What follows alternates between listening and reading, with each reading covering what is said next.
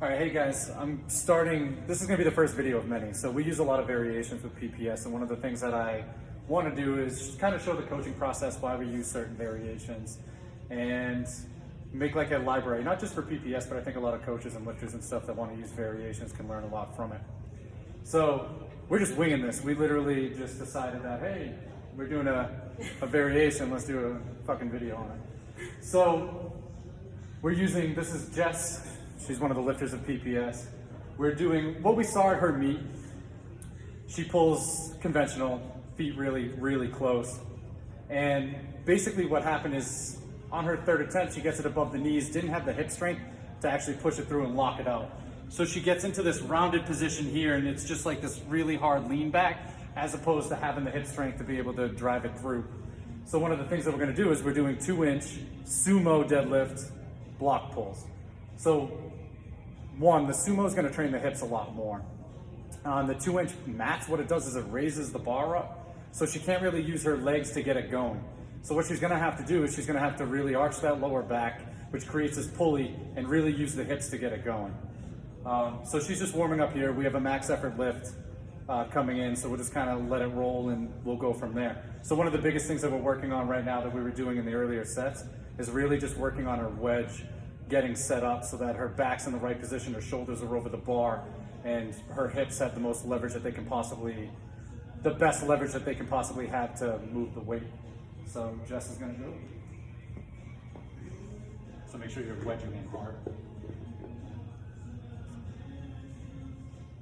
Even more, yep.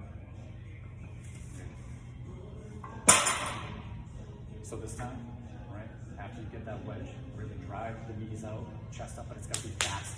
You can't think about it, you gotta just do it. Good.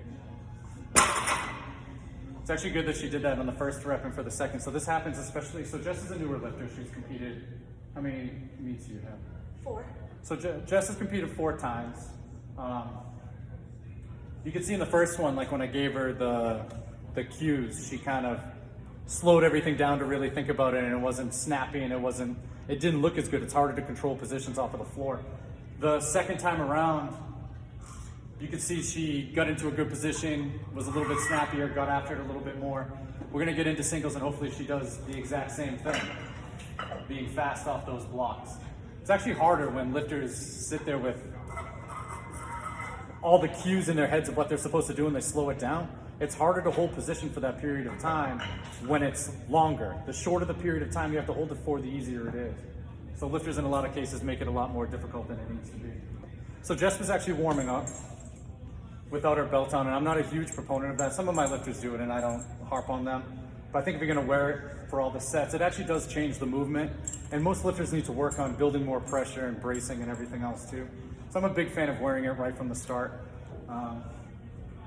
Jess just doesn't listen to me. I forgot. So I'll just do one. Yeah, we'll take singles from here on out. So same thing, good strong wedge. But you gotta be fast, right? The feet have to go apart, the chest has to go back.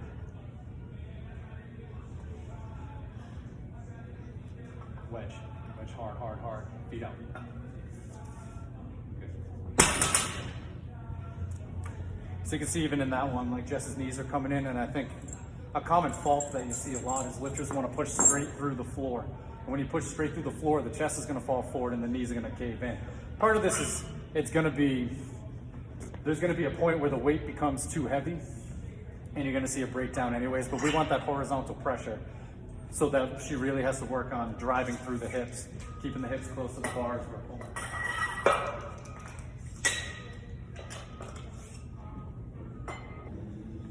Like when you think you're set up and you're not, pull harder than go. Okay. You get what I mean? Yeah, I do. Let's go, Jess.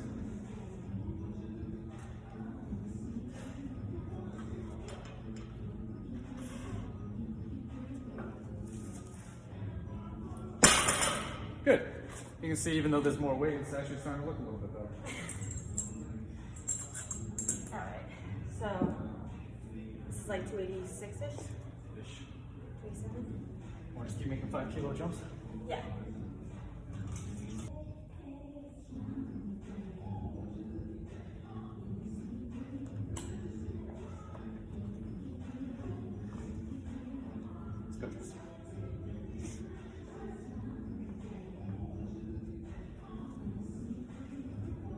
knees out, chest up, fast.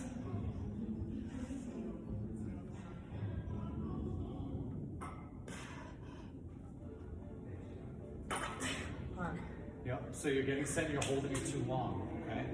So take your breath, hips up, get set, go. There can't be any delay, don't think. Okay. Just fucking pull.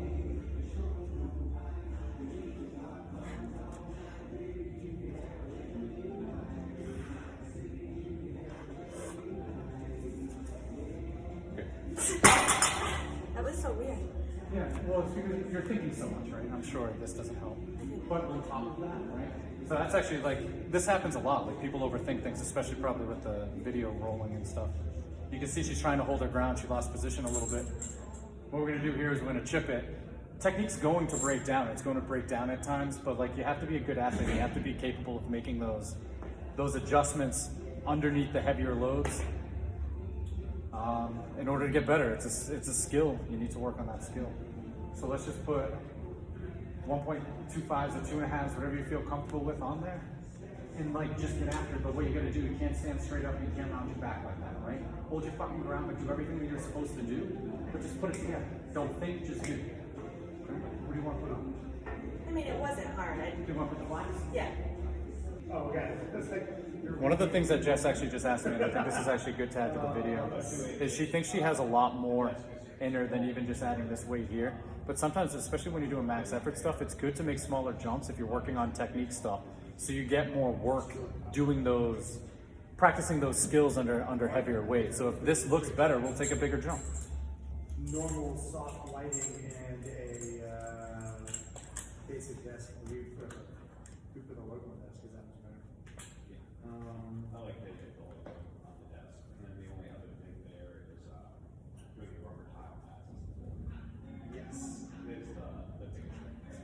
And aiming for perfect there, we don't actually do tile though. You're not.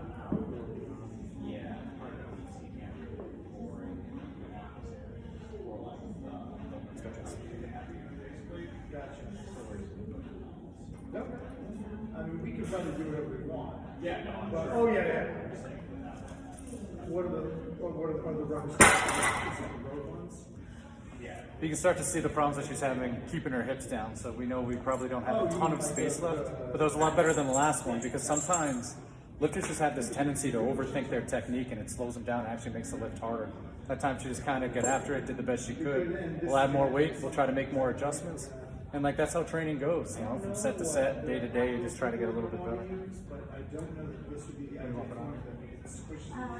So just to add this to the video, because I think this is important too. So like me and Jess were just talking, like in between sets, especially when you're working on technique stuff, the lifters, they need to be visualizing what they need to do and they need to be seeing themselves doing it.